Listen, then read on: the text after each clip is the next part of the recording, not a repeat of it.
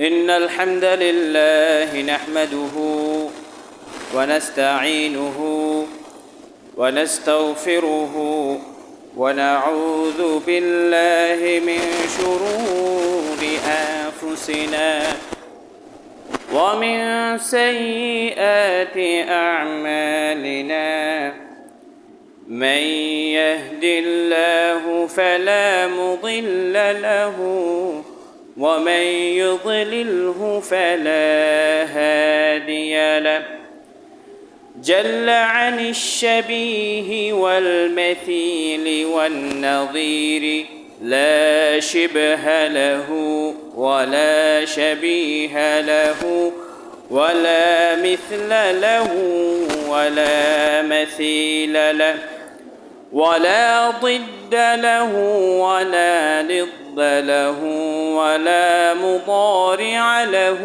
ولا مخاصم له وهو الأحد الصمد الذي لم يلد ولم يولد ولم يكن له كفوا أحد وأشهد أن محمدًا عبده ورسوله وخليله الذي أرسله بالحق بشيرا بين يدي الساعة من يطع الله ورسوله فقد رشد ومن يعصهما فإنه لا يضر إلا نفسه ولا يضر الله شيئا أما بعد সকল প্রশংসা সকল তারিফ সেই মহান রবের জন্য যিনি আমাদেরকে প্রতিটি জুমার ন্যায় আজও মসজিদে সুস্থতার সাথে উপস্থিত হওয়ার তৌফিক দিয়েছেন। এই জন্য মহান রবের দরবারে শুকরিয়া জ্ঞাপন করে বলি আলহামদুলিল্লাহ। সেই সাথে দুরুদ ও সালাম বর্ষিত হোক মানবতার মুক্তির দূত সৈয়দনা মুহাম্মদ সাল্লাল্লাহু আলাইহি ওয়াসাল্লামের উপর। সম্মানিত উপস্থিতি, বিগত কদিন আগে অনেক দেশে একটি উৎসব পালিত হয়েছে। সেই উৎসবের নামকরণ করা হয়েছে ঈদু মিলাদিন নবী। ইসলামের দৃষ্টিতে ঈদে মিলাদুন নবী নামে কি কোনো উৎসব আছে কি নেই, আজকে আমরা এই বিষয়টি নিয়ে আলোচনা করার চেষ্টা করব ইনশাআল্লাহ। ওয়া মা তৌফিকি ইল্লা বিল্লাহ আলাইহি তাওয়াক্কালতু ওয়া ইলাইহি উনীব। প্রথমে আমাদের জানতে হবে ঈদে মিলাদুন নবী অর্থ কি। ঈদ মানে হলো উৎসব। ঈদ শব্দটি এসেছে আদা থেকে, যার অর্থ হলো এমন উৎসব যেই উৎসব প্রতি বছর পালিত হয়, এমন উৎসবকে বলা হয় ঈদ। আর মিলাদুন নবী, মিলাদ হলো জন্ম বা মাউলিদ অর্থ হলো জন্ম, আর নবী অর্থ হলো নবী, অর্থাৎ নবীর জন্মের উৎসব। নবী জন্মগ্রহণ করেছেন, এই জন্য উৎসব পালন করা। এখন কিছু মানুষ আছেন যারা এই উৎসবকে, উৎসব বলতে তো মাউলিদুন নবী, ঈদে মিলাদুন নবী নামে কোনো উৎসব নেই, তবুও তারা চেষ্টা করে কিভাবে এই উৎসবকে প্রমাণিত করা যায়। তারা সবার প্রথম যে দলিলটি পেশ করে যে ঈদে মিলাদুন নবী পালন করতে হবে, সবার প্রথম যে দলিলটি তারা পেশ করে সেই দলিলটি হলো ক্বালা উরওয়া রাহিমাহুল্লাহ, তিনি বলছেন ওয়া সুওয়াইবাতু মাওলাতু লিআবি লাহাব।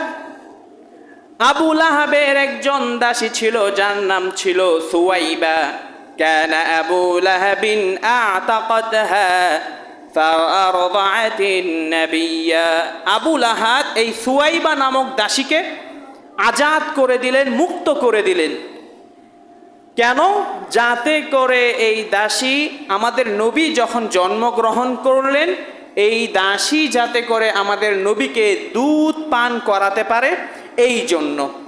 ফালাম্মা মাতা আবু লাহাব উরায়াহু বাদু আহলিহি। আবু লাহাব যখন মৃত্যুবরণ করল, তখন তাকে তার পরিবার বা বংশের কেউ স্বপ্নে দেখল। কিলা আব্বাসুন, বলা হয়ে থাকে যে আব্বাস রাদিয়াল্লাহু আনহু আবু লাহাবকে স্বপ্নে দেখল। তখন আবু লাহাবকে দেখলেন বি শাররি খাইবাতিন, অনেক কষ্টের ভিতর আবু লাহাব আছে। তারপর স্বপ্নের ভিতর জিজ্ঞেস করলো, মাযা লাকিতা আবু লাহাব, হে আবু লাহাব তুমি তো মৃত্যুবরণ করেছো, মৃত্যুর পর তুমি কিসের মুখামুখি হয়েছো? ক্বালা আবু লাহাব লাম আলকি বা'দাকুম খায়রান, আমার মৃত্যুর পরে আমি কোনো কল্যাণের মুখামুখি হইনি। গায়রা আন্নী সুকিতু ফি হাযিহি বিআকাতি থুয়াইবাতা, তবে আমাকে মাঝে মাঝে পান করানো হয়। আমি যদি আঙ্গুলটা চষি, এই বৃদ্ধ আঙ্গুলটা আমাকে এই শাস্তি অবস্থায়ও আমাকে বৃদ্ধ আঙ্গুল চষার কারণে আমাকে পানি পান করানো হয়। কারণ হলো আমি আল্লাহর নবীর যখন জন্মগ্রহণ করেছিল তখন আমি দাসীকে আজাদ করে দিয়েছিলাম নবীকে দুধ পান করানোর জন্য। প্রথমে মনে রাখতে হবে এটি কোনো হাদিস নয়, বরং এই হাদিসটি একজন যে উরওয়া রাহিমাহুল্লাহ তিনি উল্লেখ করেছেন একটা হাদিস বর্ণনা করার পর নিজের মতকে পেশ করেছেন। একটা হাদিস বর্ণনা করার পর নিজের মতকে পেশ করেছেন। তাহলে প্রথমে বুঝতে হবে কারো মত রাসূল সাল্লাল্লাহু আলাইহি ওয়াসাল্লাম ছাড়া কারো মত দলিলযোগ্য নয়। একমাত্র রাসূল সাল্লাল্লাহু আলাইহি ওয়াসাল্লামের কথা যদি পাওয়া যায় বা রাসূল সাল্লাল্লাহু আলাইহি ওয়াসাল্লামের অনুমতি যদি কোনো কাজে পাওয়া যায় সেটা হলো আমাদের দলিল। কিন্তু এখানে উরওয়া রাহিমাহুল্লাহ তিনি কোন একজন ব্যক্তির স্বপ্নের কথা বলেছেন, এই কথাটি দলিল নয়, কারো স্বপ্ন আমাদের জন্য দলিল নয়, একমাত্র নবীর স্বপ্ন ব্যতীত। তারপরে এই কথা দিয়ে অনেক মানুষ চেষ্টা করে মিলাদুন নবী সত্য এটা প্রমাণ করার জন্য, অথচ এটা হাদিসের কোনো অংশই নয়। আবার কেউ কেউ তো বানাতে গিয়ে এমনভাবে বানোয়াট হাদিস বানিয়েছে যে আন্না আবু লাহাব ইউআযাবু ফি কুল্লি ইয়াউমিন, আবু লাহাবকে প্রতিদিন শাস্তি দেওয়া হয়। ওয়ালাকিন ইয়াউমাল ইসনাইন মিন কুল্লি উসবুইন, কিন্তু যখন সোমবার আসে সোমবারে তাকে শাস্তি দেওয়া হয় না। কেননা সে রাসূল সাল্লাল্লাহু আলাইহি ওয়াসাল্লাম সোমবারে জন্মগ্রহণ করেছিল। জন্মগ্রহণ করার কারণে আবু লাহাব অত্যন্ত খুশি হয়েছিল, এর কারণে তাকে সোমবারে শাস্তি দেওয়া হয় না। একবার ইবনে বাজ রাহিমাহুল্লাহকে জিজ্ঞেস করা হলো, শাইখ আমি একটা গল্পের বই পড়তে গিয়ে বা একটা ইতিহাসের বই পড়তে গিয়ে এই হাদিসটা পেয়েছি, এই হাদিসটা কি সহিহ? ইবনে বাজ রাহিমাহুল্লাহ তিনি বললেন, আমরা এই নামের কোনো হাদিস কোনো কিতাবে খুঁজে পাইনি। সুতরাং যারা ঈদে মিলাদুন্নবী পালন করার চেষ্টা করে বা ঈদে মিলাদুন্নবী প্রমাণ করার চেষ্টা করে, তারা নিজের বানোয়াট হাদিস, বানোয়াট কথাবার্তা দিয়ে, বানোয়াট দলিল দিয়ে প্রমাণ করার চেষ্টা করে, যাতে করে মানুষদেরকে বিভ্রান্ত তারা করতে পারে। তারপরে আবু লাহাব সে ছিল মুশরিক, সে আল্লাহর রাসূল সাল্লাল্লাহু আলাইহি ওয়াসাল্লামের প্রতি ঈমান আনেনি। কোন মুশরিক কখনো জাহান্নামের আযাব থেকে রেহাই পাবে না। কেননা আল্লাহ রাব্বুল আলামিন কোরআনে বলছেন, ইন্নাল্লাযীনা কাফারু মিন আহলিল কিতাবি ওয়াল মুশরিকিনা ফি নারি জাহান্নাম খালিদিনা ফিহা, যারা কুফরি করেছে, যারা ঈমান আনেনি, চাই তারা হোক আহলে কিতাবদের অন্তর্ভুক্ত কিংবা তারা হোক মুশরিক, তারা ঈমান না আনার কারণে চিরদিন জাহান্নামে থাকবে, চিরদিন তারা জাহান্নামে থাকবে। উলাইকা হুম শাররুল বারিয়া, আর এই মুশরিকরা যারা আল্লাহর রাসূলের প্রতি ঈমান আনেনি, কোরআনের প্রতি ঈমান আনেনি, তারা হলো পৃথিবীর বুকে সবচেয়ে নিকৃষ্ট ব্যক্তি। এটা আমার কথা নয়, এটা রাসূলেরও কথা নয়, এটা স্বয়ং আল্লাহ রাব্বুল আলামিন ঘোষণা করে দিয়েছেন। যারা বিদআতি তারা এই আবু লাহাবের ক্ষেত্রে বলতে গিয়ে তারা কি বলে যে আবু লাহাব রাসূল যখন জন্মগ্রহণ করেন তখন আবু লাহাব খুশি হয়েছিল। এই খুশি হওয়ার কারণে তাকে তার শাস্তি কমিয়ে দেওয়া হয়েছে, তার আযাব কমিয়ে দেওয়া হয়েছে। এটা সম্পূর্ণ বানোয়াট ঘটনা। এই আবু লাহাব আল্লাহর নবী সাল্লাল্লাহু আলাইহি ওয়াসাল্লাম যখন আল্লাহ রাব্বুল আলামিন আদেশ করলেন যে হে নবী, আপনি আপনার দাওয়াতকে প্রকাশ্যে দাওয়াত দিন, আল্লাহর নবী তিনি পাহাড়ে আরোহণ করলেন। আল্লাহর নবী ডাকলেন, ইয়া সবাহু, হে উম্মতেরা। ফালাম্মা ইজতামাআত আলাইহি কুরাইশুন, রাসূল সাল্লাল্লাহু আলাইহি ওয়াসাল্লামের আহ্বান শুনে, ডাক শুনে সকল কুরাইশের যত মানুষ ছিল তারা সবাই রাসূলের সামনে হাজির হয়ে গেল। ফাকালা আরাআইতুম ইন হাদ্দাসতুকুম আন্নাল আদুওয়া মুসাব্বিহুকুম আও মুমাসসিকুকুম আও কুনতুম তুসাদ্দিকুনি। হে কুরাইশবাসীরা শোনো, আমি যদি তোমাদেরকে বলি সকালবেলা কিংবা সন্ধ্যাবেলা শত্রু তোমাদের উপর আক্রমণ করবে, তোমরা কি আমাকে বিশ্বাস করবে নাকি? তোমরা কি আমাকে বিশ্বাস করবে? আল্লাহ রাসূল এই কথা বললেন। সকল কুরাইশ ব্যক্তিরা এক বাক্যে বলল, ক্বালু নাম, হ্যাঁ আমরা, আপনি যদি বলেন যে সকালে হামলা হবে কিংবা সন্ধ্যায় আমাদের উপর হামলা হবে, আমরা সেই কথা নির্দ্বিধায় বিশ্বাস করে নেব। তখন আল্লাহর নবী তিনি দাওয়াত দিলেন, ফাইন্নী নাযীরুল লাকুম বাইনা ইয়াদাই আযাবিন শাদীদ, আমি তোমাদের জন্য একজন সতর্ক বার্তা, আমি তোমাদের কাছে ঈমানের দাওয়াত নিয়ে এসেছি। তোমরা যদি ঈমানের দাওয়াতকে গ্রহণ না করো তাহলে এক ভয়ানক শাস্তির দিনের অপেক্ষা তোমরা করতে থাকো, বা তোমরা ভয়ানক শাস্তির দিনের অপেক্ষা করো। আবু লাহাব এই কথা শুনে রেগে গেল। আবু লাহাব রেগে গিয়ে বলল, আলি হাযা জামা'তানা, হে মুহাম্মদ, তুমি কি আমাদেরকে একমাত্র ইলাহের দাওয়াত দেওয়ার জন্য এইখানে ডেকেছো নাকি? যদি তুমি এই জন্য আমাদেরকে ডেকে থাকো তাব্বান লাক, তাহলে মুহাম্মদ শুনো, তুমি ধ্বংস হয়ে যাও, তুমি ধ্বংস হও।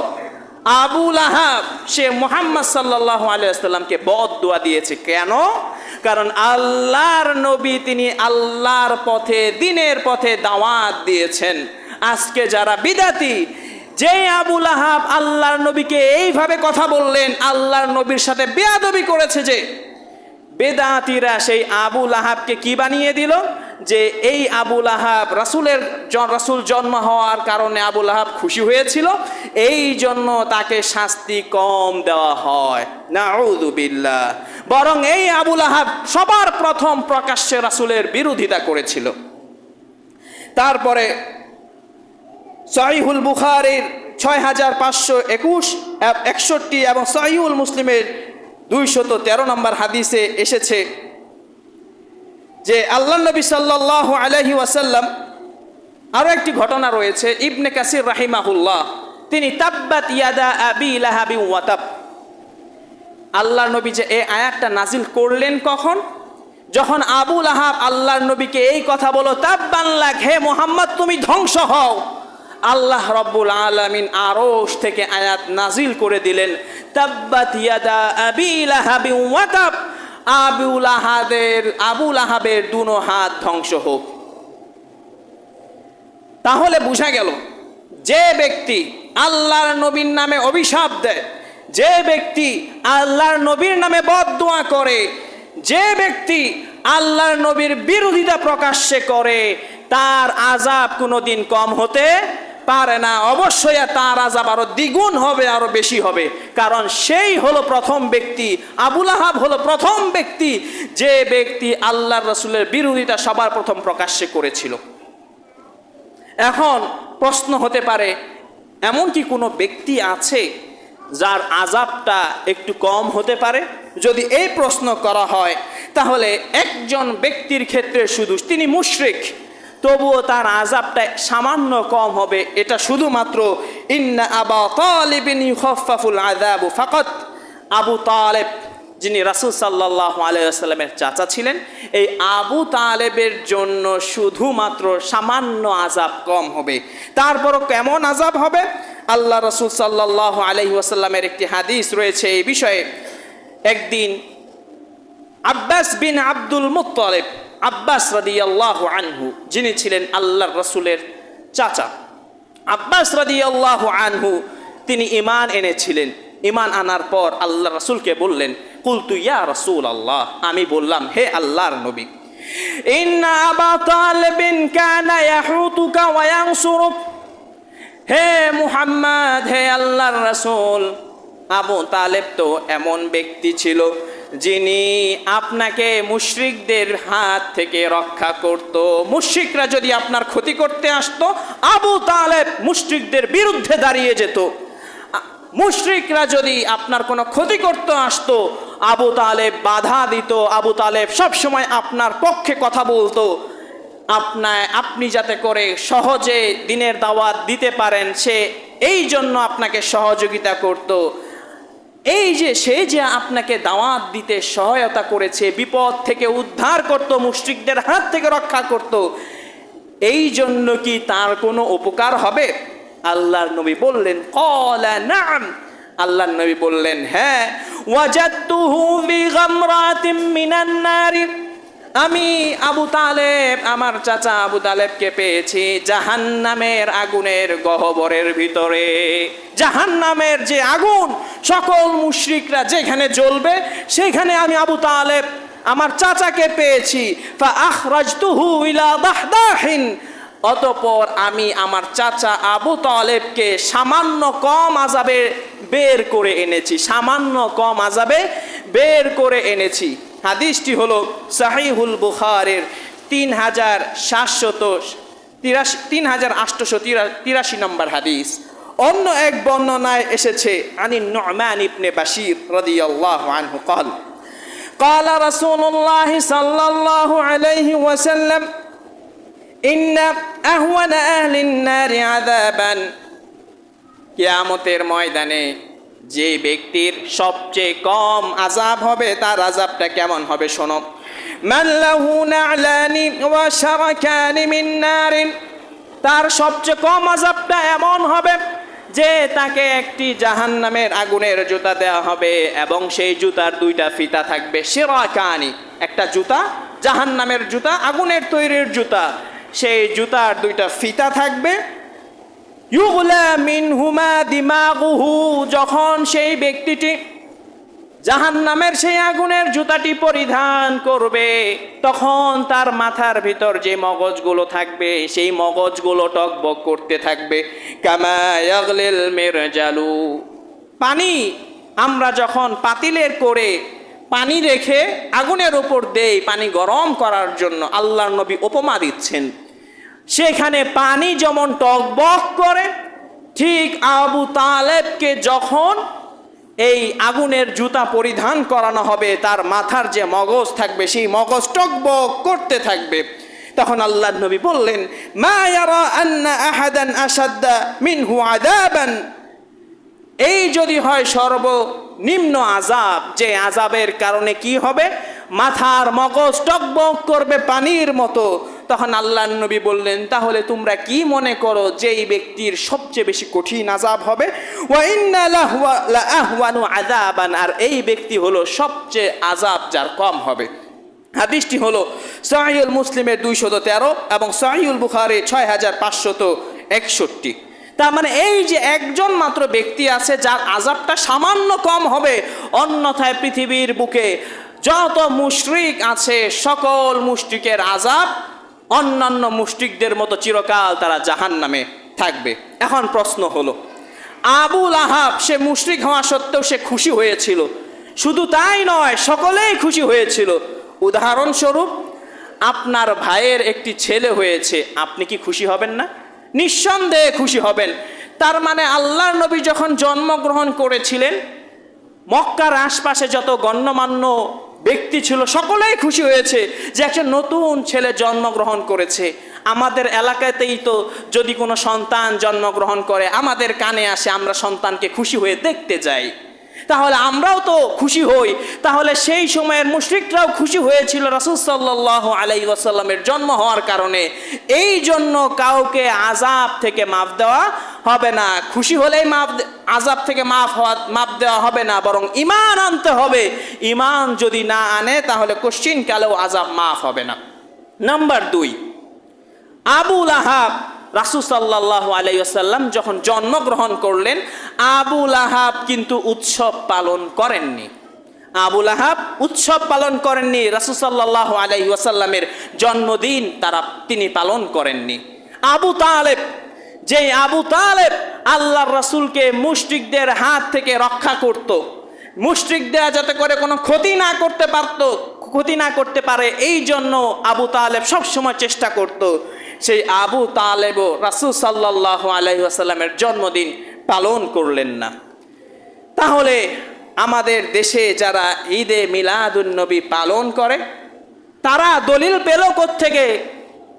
এখন যদি আমরা আরো লক্ষ্য করি, রাসূল সাল্লাল্লাহু আলাইহি ওয়াসাল্লামের জন্ম, রাসূল সাল্লাল্লাহু আলাইহি ওয়াসাল্লাম নিজেই নিজের জন্মদিন পালন করলেন না, সাহাবায়ে কেরামগণ পালন করলেন না, তাবেঈনরা রাসূল সাল্লাল্লাহু আলাইহি ওয়াসাল্লামের জন্মদিন পালন করলেন না।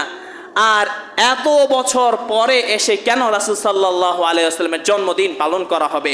নিঃসন্দেহে সেটা সঠিক নয়, সেটা নিঃসন্দেহে গুমরাহি হবে, গুমরাহি ছাড়া কিছু নয়।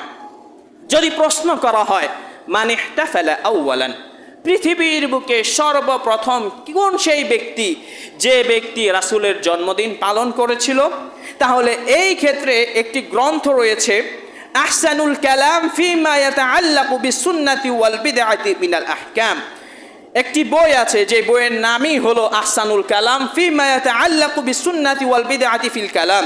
এই বইটির 44 নম্বর পৃষ্ঠায় এসেছে, সবার প্রথম যে ঈদে মিলাদুন্নবী পালন করেছিল তারা ছিল আল খুলাফাউল ফাতিমিয়ুন, ফাতেমি বংশধরেরা। ফাতেমি যুগে যারা শাসক ছিল, সেই সমস্ত শাসকরা সবার প্রথম ঈদে মিলাদুন্নবী পালন করে। আর যে সবার প্রথম এই ঈদে মিলাদুন্নবী পালন করে তার নাম ছিল মুআজ।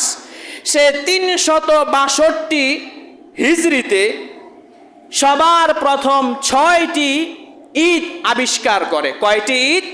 6টি ঈদ আবিষ্কার করে। এর মধ্যে একটি হলো আল মাউলাদুন নাবাউই, রাসূল সাল্লাল্লাহু আলাইহি ওয়াসাল্লামের জন্মদিন পালন করা।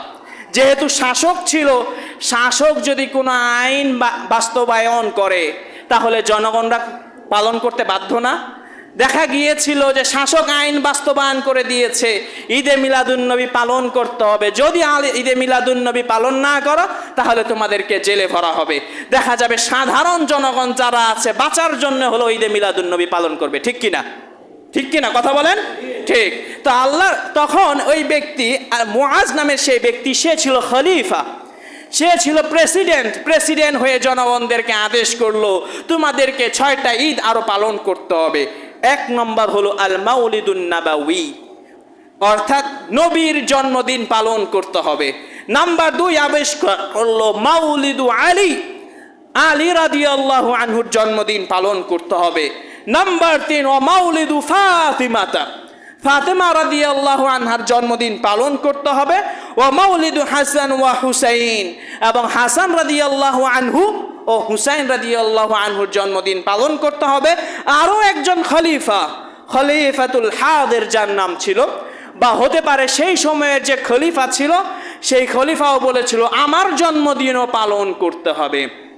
এইভাবে সবার প্রথম 362 খ্রিস্টাব্দে এই 6টি উৎসব পালন করা শুরু হয়। এরপরে কিছুদিন আবার এই উৎসব কমে গেল। পরবর্তীতে 500 হিজরির পরে তখন খুলাফাউল ফাতিমিয়ুন, এই ফাতেমি বংশধরেরা, তারা আবার নতুন করে এই 6টি ঈদ তারা ভালোভাবে পালন করা শুরু করে। সেখান থেকে নিয়ে আজ অবধি সারা বিশ্বে অনেক দেশে অনেক মানুষ এই ঈদে মিলাদুন্নবী পালন করে। অথচ আল্লাহর নবী কোনোদিন ঈদে মিলাদুন্নবী পালন করেননি, সাহাবায়ে কেরামরাও পালন করেননি, তাবেঈনরাও পালন করেননি। যা আল্লাহ এবং আল্লাহর রাসূল সাহাবীরা পালন করেনি, এইটা কখনো বড় ঈদ হতে পারে না। কথা বলেন, এটা কখনো বড় ঈদ হতে পারে? বড় ঈদ কখনো এটি হতে পারে না। এখন মা হিয়া সাবাবু কাউনি মাউলিদিন নবিয়্যি মিনাল বিদআহ, কি কারণে এইটা বিদআত হয়ে গেল? 1 নম্বর হলো আল্লাহ রাব্বুল আলামিন তিনি বলছেন وما آتاكم الرسول فخذوه وما نهاكم عنه فانتهوا واتقوا الله إن الله شديد العقاب। রাসূল তোমাদের কাছে যা নিয়ে এসেছেন তা তোমরা মজবুত করে ধরো। রাসূল তোমাদেরকে যা থেকে বারণ করেছে, যা থেকে নিষেধ করেছে তা থেকে তোমরা বিরত থাকো। আল্লাহর নবী কোনোদিন জন্মদিন পালন করেননি, সুতরাং আমরাও আমাদের নবীর জন্মদিন পালন করব না। শুধু নবীর জন্মদিন না, এটা দ্বারা উদ্দেশ্য হলো পৃথিবীর বুকে আর কোনো জন্মদিন পালন করা চলবে না। অমুকের জন্মদিন, অমুক নেতার জন্মদিন, তুমুক নেতার জন্মদিন, এই সমস্ত জন্মদিন ইসলাম বৈধতা দেয় না। কথা বলেন, ইসলাম বৈধতা দেয় না। সুতরাং এই সমস্ত যে কোনো ব্যক্তি হোক, কোনো ব্যক্তির জন্মদিন পৃথিবীর বুকে পালন করা ইসলামে সম্পূর্ণ হারাম। তারপরে আল্লাহ রাসূল সাল্লাল্লাহু আল্লাহ রাব্বুল আলামিন তিনি আল্লাহর নবীকে অনুসরণ করার কথা বলেছেন।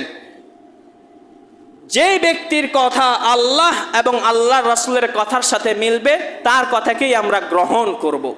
যার কথা সে যত বড় আলেমই হোক, যদি আল্লাহ এবং আল্লাহর রাসূলের কথার বিরুদ্ধে চলে যায় তখন সেটাকে আমাদের বর্জন করতে হবে। ঠিক কিনা বলেন? এবার আসা যাক, আল্লাহ রাব্বুল আলামিন বলছেন, লাকাদ কানা লাকুম ফি রাসূলিল্লাহি উসওয়াতুন হাসানাহ লিমান কানা ইয়ারজুল্লাহা ওয়াল ইয়াউমাল আখির ওয়া যাকারাল্লাহা কাসীরা। আল্লাহর রাসূলের মধ্যে তোমাদের জন্য রয়েছে উত্তম আদর্শ। যদি তোমরা আল্লাহ রাব্বুল আলামিনের সন্তুষ্টি অর্জন করতে চাও এবং আখেরাতে বিপদের হাত থেকে বাঁচতে চাও, তাহলে তুমি যেন আল্লাহর রাসূলের অনুসরণ করো। আল্লাহর রাসূলের অনুসরণ যদি আমরা করি তাহলে আল্লাহর সন্তুষ্টি অর্জন করতে পারবো এবং আখেরাতেও বিপদ থেকে বাঁচিয়ে দিবেন কে? কথা বলেন, বিপদ থেকে বাঁচিয়ে দিবেন কে? এখন আমরা যদি ঈদে মিলাদুন নবী পালন করি, এটা কি আল্লাহর রাসূলের অনুসরণ হলো না বিরোধিতা হলো? সুতরাং যারা বিরোধিতা করে তারা কি কখনো আল্লাহর সন্তুষ্টি অর্জন করতে পারবে না। এরপরে আল্লাহর নবী সাল্লাল্লাহু আলাইহি ওয়াসাল্লামের একটি হাদিসটি এসেছে সহিহুল মুসলিমের 1718 এবং সহিহুল বুখারী 2697 নম্বর হাদিস। আল্লাহর নবী সাল্লাল্লাহু আলাইহি ওয়াসাল্লাম এবার দিক নির্দেশনা দিয়ে দিলেন তোমাদের কি করতে হবে। আল্লাহর নবী তিনি বলছেন, মান আহদাথা ফি আমরিনা হাদা, কেউ যদি আমাদের এই দিনের ভিতরে, আমাদের এই ধর্মের ভিতরে নতুন কোনো জিনিস আবিষ্কার করে, নতুন কোনো বিষয় নতুন কোনো বিষয় যদি কোনো জারি করে, মা লাইসা মিনহু ফাহুয়া রাদ্দুন, যা ইসলামের ভিতরে নেই ওইটাকে প্রত্যাখ্যান করতে হবে। কি করতে হবে? প্রত্যাখ্যান করতে হবে, বর্জন করতে হবে, সেটার অনুসরণ করা যাবে না। এখন প্রশ্ন হলো, আল্লাহর নবী বলেছেন ইসলামের ভিতরে যদি কেউ নতুন কিছু আবিষ্কার করে সেটার অনুসরণ করা যাবে না, বরং বর্জন করতে হবে। কি করতে হবে? বর্জন করতে হবে। তাহলে ঈদে মিলাদুন নবী কি ইসলামের ভিতরে নতুন আবিষ্কার নয়? কথা বলেন, নতুন আবিষ্কার নয়? নতুন আবিষ্কার। সুতরাং ইসলামের যতগুলো নতুন আবিষ্কার থাকবে, যারা আমল হিসেবে গ্রহণ করে নিবে, নতুন যত আবিষ্কার হোক, সকল আবিষ্কারগুলো আমাদেরকে বর্জন করতে হবে। তারপরে আল্লাহ নবী সাল্লাল্লাহু আলাইহি ওয়াসাল্লাম আরো দিক নির্দেশনা দিচ্ছেন, ফাআলাইকুম বিসুন্নতি, আমার উম্মতেরা শোনো, তোমরা যদি আখিরাতে মুক্তির পথ পেতে চাও তাহলে তোমাদের জন্য কর্তব্য হলো আমার দেয়া সুন্নতগুলো পালন করবে। ফাআলাইকুম বিসুন্নতি, যদি আমার সুন্নতের মধ্যে কোনো বিষয় না পাও তাহলে আল্লাহর নবী বলছেন ওয়া সুন্নাতিল খুলাফায়ে রাশিদিন আল মাহদিয়িন, যদি আমার থেকে কোনো দিক নির্দেশনা না থাকে তাহলে মনে রেখো যে 4 খলিফা আছে, সেই 4 খলিফা যা বলবে সেটাও সুন্নতের অন্তর্ভুক্ত। তাহলে সবার প্রথম হলো রাসূলের সুন্নাহ। যদি সুন্নাহর ভিতরে না পাওয়া যায় তখন দেখতে হবে আবু বকর, ওমর, উসমান, আলী এই 4 জনের থেকে কোনো বর্ণনা আছে কিনা। তখন যদি বর্ণনা পাওয়া যায়, আল্লাহ রাসূলের হাদিসে যদি না পাওয়া যায় তখন তাদের বর্ণনাকে গ্রহণ করতে হবে। তারপরে আল্লাহর নবী বললেন তামাসসাকু বিহা, এই সুন্নাহগুলো তোমরা মজবুত করে আঁকড়ে ধরো। ওয়া আদ্দু আলাইহা বিন নওয়াজিজ, দাঁত দিয়ে যেভাবে তোমরা কামড়ে ধরো আমার সুন্নাহকে সেইভাবে তোমরা কামড়ে ধরো। তারপর আল্লাহর নবী বললেন ওয়া ইয়াকুম ওয়া মুহদাসাতিল উমুর, মুমিনরা শুনে রেখো, মুসলমানরা শুনে রেখো, তোমরা বিদআতি যত আমল আছে সকল আমল থেকে বিরত থাকো। কি আমল থেকে বিরত থাকতে হবে? বিদআতি আমল। কি আমল? বিদআতি আমল থেকে বিরত থাকো।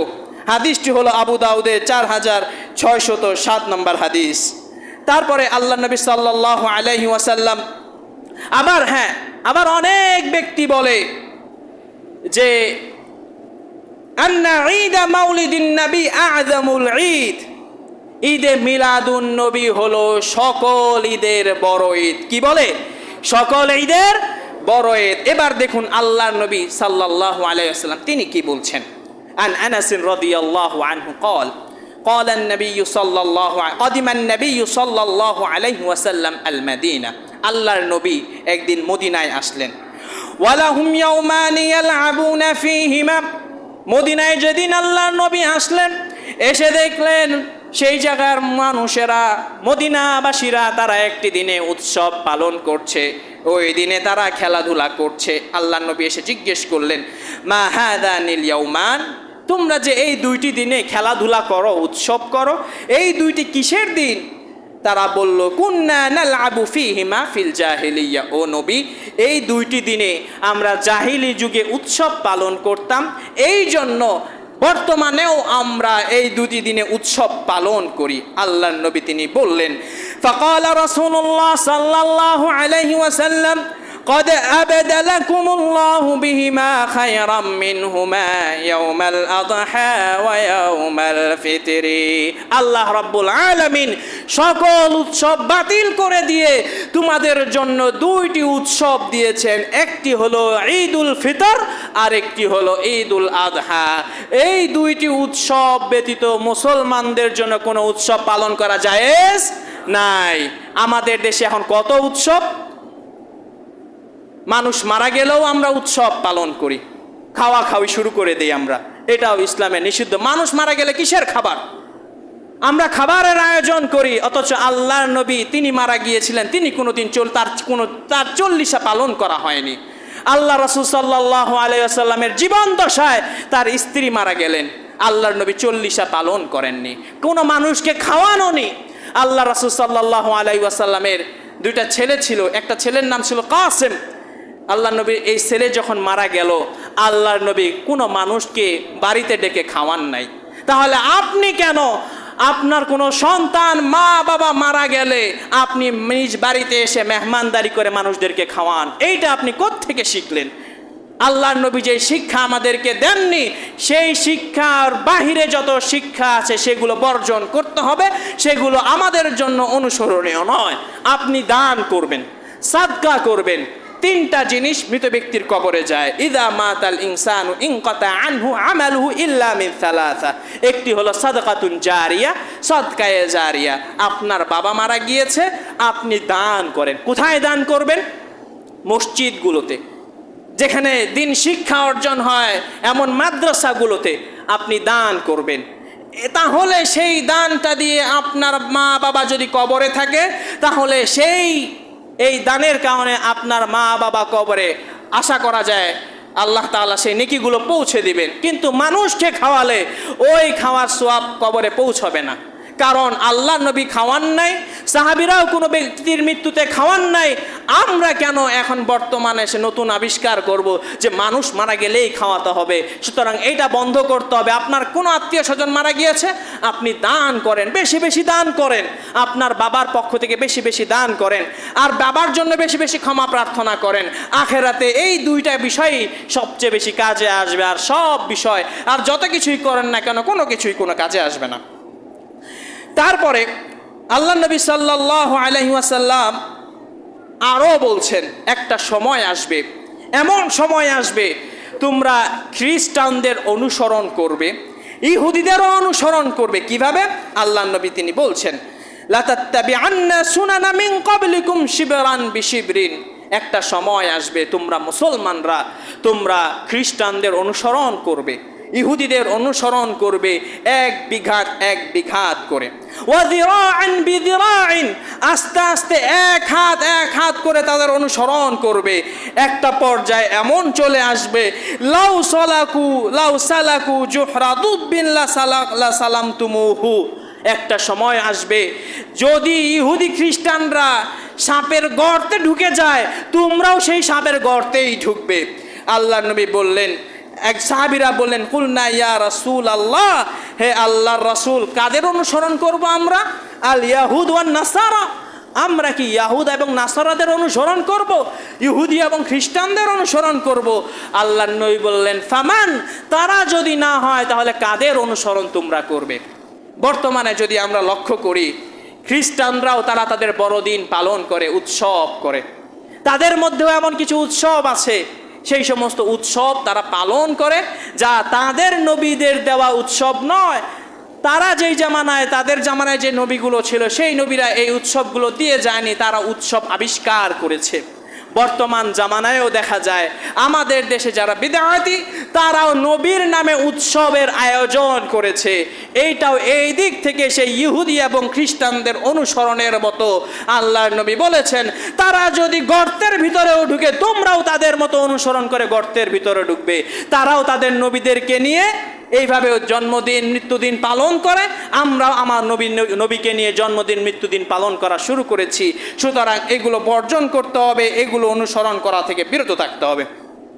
এবার আল্লাহ রাব্বুল আলামিন আমাদেরকে গাইডলাইন দিচ্ছেন, যদি কোনো বিষয়ে মতানৈক্য দেখো, একজন বলছে ওইটা আরেকজন বলছে ওইটা, তুমি যাবা কোন দিকে? এবার শোনো তোমাকে যেতে হবে কোন দিকে। আল্লাহ রাব্বুল আলামিন তিনি বলছেন ইয়া আইয়ুহাল্লাযীনা আমানু আতিউল্লাহ ওয়া আতিউর রাসূল, হে ঈমানদারেরা আল্লাহ এবং তার রাসূলের আনুগত্য করো, ওয়া উলিল আমরি মিনকুম, এবং তোমাদের ভিতরে যেই সমস্ত শাসকরা থাকবে সেই সমস্ত শাসকদেরও অনুসরণ করো। সেই সমস্ত শাসকদের অনুসরণ মানে শাসকরা যদি ভালো কথা বলে সেটাকে অনুসরণ করতে বলা হয়েছে। শাসক যদি কোনো মন্দ কথা বলে বা শাসক যদি কোনো খারাপ আইন জারি করে সেই আইন অনুসরণ করতে বলেনি, সেই আইন অনুসরণ করা যাবে না। তারপরে আল্লাহ রাব্বুল আলামিন বললেন ফাইন তানাযাতুম ফি শাইইন ফারুদ্দুহু ইলাল্লাহি ওয়ার রাসূলি, যদি কোনো বিষয়ে তোমরা ঝগড়া বিবাদে লিপ্ত হও, মতানৈক্যে লিপ্ত হও, মতবিরোধে লিপ্ত হও, তাহলে যে বিষয়টা নিয়ে তোমরা মতবিরোধ শুরু করে দিয়েছো সেই বিষয়টাকে কোরআন এবং সুন্নাহর দিকে তোমরা পৌঁছে দাও। কারণ যদি কোরআন এবং সুন্নাতে তুমি যদি আল্লাহ এবং আল্লাহর কোরআন এবং রাসূলের হাদিসের দিকে যদি তোমাদের মতবিরোধের কারণটা পেশ করো তাহলে মিলিয়ে দেখবে আল্লাহ এবং রাসূলের কথার সাথে কাটটা মিলল। যার কথাটা আল্লাহ এবং তার রাসূলের সাথে মিলবে সেই সঠিক কথা বলেছে, এবং আল্লাহ এবং তার রাসূলের কথার সাথে যার কথা মিলবে না সেই সঠিক কথা বলেনি। এইভাবে আল্লাহ রাব্বুল আলামিন আমাদেরকে গাইডলাইন দিলেন যাতে করে আমরা হক পথ থেকে সঠিক পথ থেকে বিচ্যুত হয়ে আমরা যাতে করে বিদআতের পথে না চলে যাই, হারাম পথে না চলে যাই। এইভাবে আল্লাহ রাব্বুল আলামিন আমাদেরকে গাইডলাইন দিয়েছেন। সম্মানিত উপস্থিতি, বেশি লম্বা করব না। আমাদের দেশে ঈদে মিলাদুন্নবী পালন করা কিভাবে পালন করে? তারা ঈদে মিলাদুন্নবীকে কেন্দ্র করে বিভিন্ন গান বাজনা বাজিয়ে তারা মাহফিলের মতো করে তারা রাস্তাঘাট জ্যাম করে তারা আয়োজন করে, অথচ এগুলো সম্পূর্ণ নিষিদ্ধ। তারা মসজিদে গিয়ে বিভিন্ন কবিতা আবৃত্তি করে রাসূলের শানে তারা দাঁড়ায়। তারা এমনও ধারণা করে যে এখানে আল্লাহর নবী উপস্থিত হয়ে যায়, এই জন্য আমরা আল্লাহর নবীর সম্মানে দাঁড়িয়ে যাই। এইগুলো বর্জন করতে হবে, এইগুলোর সাথে ইসলামের কোনো সম্পর্ক নেই। তারপরে জন্মদিবস মৃত্যু দিবস সকলের জন্য পালন করা হারাম। যারা মা বাবা আছেন দয়া করে আপনারা আপনাদের সন্তানদের জন্মদিন পালন করবেন না, আপনারা আপনাদের মা বাবাদের মৃত্যুবার্ষিকী পালন করবেন না, এগুলো থেকে বিরত থাকবেন। আমরা যদি কোরআন সুন্নাহ মোতাবেক এইভাবে চলতে পারি আশা করা যায় আমরা আল্লাহ তাআলার সন্তুষ্টি অর্জন করতে পারবো, এবং আখিরাতে সেই বিপদের দিনে হাসরের দিনেও আযাবের হাত থেকে আমরা রক্ষা পাবো। আল্লাহ রাব্বুল আলামিন আমাদের প্রত্যেককেই কিয়ামতের দিন যাতে করে আমরা হাসরের ময়দানে আযাব থেকে বাঁচতে পারি, আল্লাহ রাব্বুল আলামিন সেই তৌফিক আমাদেরকে দান করুন। আমিন ওয়া আখিরু দাওয়ানা আলহামদুলিল্লাহি রাব্বিল আলামিন।